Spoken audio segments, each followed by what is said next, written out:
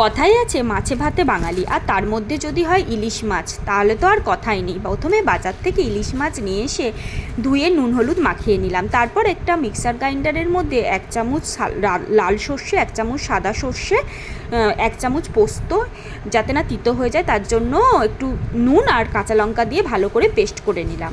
যেহেতু ভাপা ইলিশ করবো, তাই কাঁচা মাছের মধ্যেই দিয়ে দিলাম একটু পরিমাণ মতো সর্ষের তেল। তারপরে এই সর্ষে পোস্ত পেস্টটা দিয়ে দেবো। তারপরে দেব পরিমাণ মতো নুন আর 2 দানা মতো চিনি আর সামান্য একটু কালো জিরে দিয়ে ভালো করে মেখে নিয়ে তার মধ্যে দিয়ে দিলাম 2টো কালো জিরে। এর মধ্যেই কড়াইতে জল দিয়ে আমি ফুটতে দিয়ে দিয়েছি। ওই ফুটন্ত জলের মধ্যে এবার মাখানো ওই ইলিশ মাছগুলো বসিয়ে দেবো।